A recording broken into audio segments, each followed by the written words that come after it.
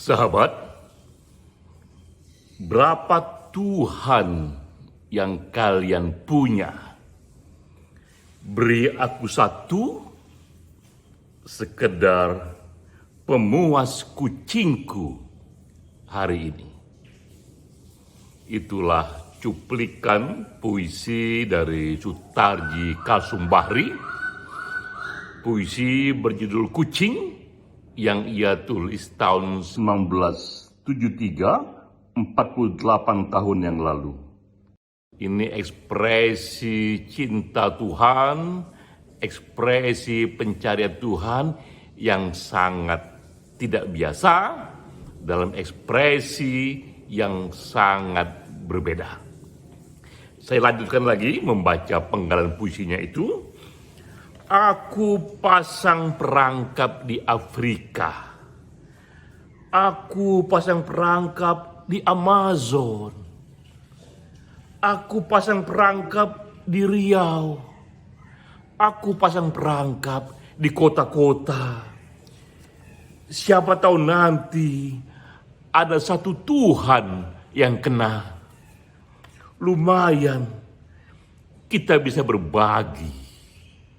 Sekerat untuk kau, sekerat untuk aku.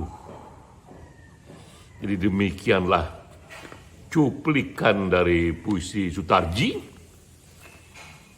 Kerinduan yang digambarkan dengan cara itu, bahwa Tuhan dicari dengan memasang perangkap di Amazon, memasang perangkap di kota-kota. Siapa tahu ada satu Tuhan yang kena. Seperti di awal ia katakan, berapa Tuhan yang kalian punya? Beri aku satu. Bagaimana kita memahami ekspresi tak biasa dari Sutarji ini? Kita menangkap ada kedalaman dalam menghayati Tuhan. Kita menangkap ada jiwa yang lapar mencari Tuhan, tapi diekspresikan dengan satu ungkapan yang sungguh tak biasa. Menyelami puisi Sutarji ini, saya justru ingat lukisan Picasso. Picasso membuat lukisan di tahun 1907 yang sama menggemparkannya, yang sama-sama mengekspresikan dengan cara tak biasa. Lukisan Picasso itu diberi judul Ladies of Avignon, Ladies of Avignon, Wanita Avignon, tahun 1907, ia buat 114 tahun yang lalu. Saya beri contoh, ininya bentuk lukisannya. Silakan dilihat di sini. Ini wajah wanita yang dibuat dalam lukisan Picasso itu. Ya. Ini lebih detail lagi. Wajah wanita yang saya zoom biar lebih terlihat tegas ya. Kita lihat di sini mata yang tak biasa, hidung yang tak biasa, wajah yang tak biasa dari seorang wanita di tangan Picasso. Saat itu para seniman bertanya, juga wartawan, Picasso, wahai sang pelukis, mengapa kau melukis wanita dengan cara demikian? Nah, ini yang Picasso katakan dan juga relevan dengan puisinya Sutarji. Kata Picasso, saya seorang pelukis. Saya bukan juru kamera. Saya juga bukan cermin kaca yang hanya memantulkan wajah wanita. Saya seorang pelukis, dan apakah wajah yang nampak pada manusia sebenarnya? Juru kamera dan cermin hanya menangkap potongan wajah apa adanya, tapi seorang pelukis menangkap apa yang ada di balik wajah, apa yang ada di dalam wajah. Pelukis menangkap jiwanya dan diekspresikan dalam kanvas. Nampaklah itu kemudian satu lukisan yang berbeda dibanding lukisan zamannya. Tak hanya letak mata, hidung, mulut yang tak proporsional, tapi juga badan yang kotak-kotak dengan segala macam variasinya itu. Ya. Tapi bagi mereka yang punya satu pengalaman estetik lukisan yang panjang, segera memahami bahwa walau ia tak melihat wajah biasa, namun ada gelora di sana. Ada satu ekspresi batin di sana tentang seorang wanita yang unik, yang justru lebih bergejolak dibanding jika wanita itu dipotret atau dilukis secara biasa saja. Saya membandingkan ekspresi tak biasa dalam lukisan Picasso itu dengan ekspresi tak biasa dalam puisi Sutarji mengenai kecintaannya dengan Tuhan. Jika dua hal ini kita letakkan dalam sejarah peradaban yang panjang, maka kita sampai dengan apa yang disebut radical break from tradition. Penyimpangan radikal dari tradisi. Bahwa setiap zaman, setiap periode waktu selalu lahir para kreator, para filsuf, para pemikir, ilmuwan, politisi, juga para penemu yang kemudian ia melakukan semacam penyimpangan radikal dari tradisi sebelumnya.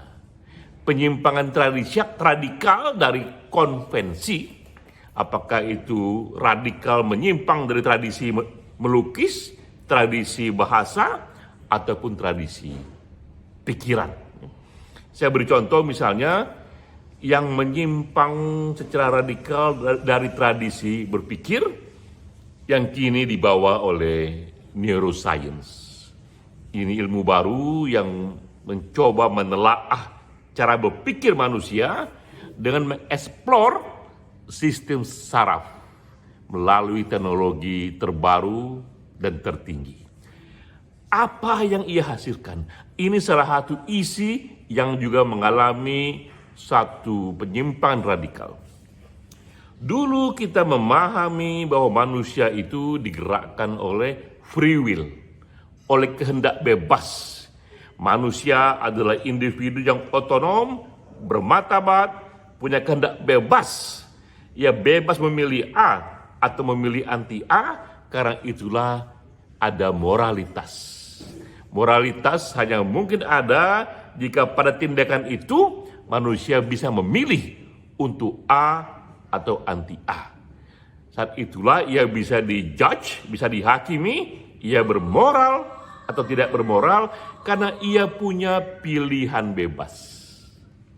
Neuroscience membantah itu, ia membangkang secara radikal dari itu dengan mengatakan tak ada itu free will, tak ada itu kehendak bebas dalam cara berpikir manusia, karena apa yang manusia kerjakan itu hanyalah buah dari sinergi jutaan data yang ada pada saraf manusia yang sudah ada di sana ribuan tahun sejak Homo sapiens pertama lahir. Ia turun-temurun datang ke dalam saraf manusia. Perhitungan dia untuk survival itulah yang menjadi engine mekanisme dasar untuk bertindak yang oleh orang modern disebut free will. Padahal itu hanyalah hasil sinergi berbagai kemungkinan dari sinergi data-data yang ada. Manusia dengan data yang berbeda, walaupun dengan free will yang sama, bisa menghasilkan tindakan yang berbeda. Jadi kita lihat bahwa memang dalam peradaban ini, dalam sejarah ini selalu terjadi radical break from tradition. Yang Sutarji kerjakan adalah radical break from tradition dalam ungkapan bahasa, dalam ungkapan kata-kata, dalam cara bertutur. Jika kita baca tradisi sufi sejak zaman Rabi'ah Adawiyah sampai kepada Muhammad Iqbal, ya, juga ada Rumi di sana, umumnya mereka mengekspresikan cinta pada Tuhan, kedalaman pada Tuhan dengan kata-kata yang umumnya konvensional, sama dengan bahasa-bahasa agama. Tapi memang Sutarji dalam puisi Kucing ini, ia mengekspresikannya dengan cara-cara yang katakanlah ini cara-cara urakan, tapi meninggalkan satu kesan kedalaman, satu kesan originalitas, ya. Seperti ia katakan tadi, berapa Tuhan yang kalian punya, beri aku satu. Ini tak bisa kita artikan secara literal bahwa Sutarji menyatakan Tuhan itu banyak, ya, beri aku satu dan sisanya buat kalian. Tapi ini harus dimengerti secara metafor. Ada begitu banyak kedalaman orang-orang yang mencari Tuhan, berilah aku satu sesuai dengan apa yang mengeyong dalam batinku itu. Sekali lagi, saya menikmati puisi Sutarji ini. Sudah 48 tahun yang menulis puisi ini. Sekarang Sutarji sudah berusia 80 tahun. Dan kita rindukan kembali karya-karyanya yang baru.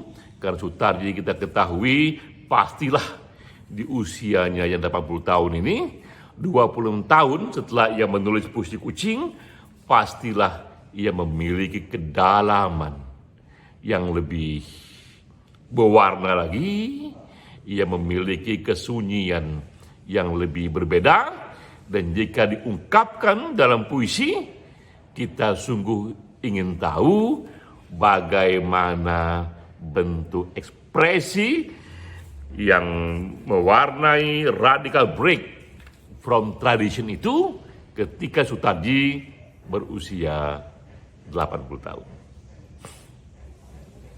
Salam.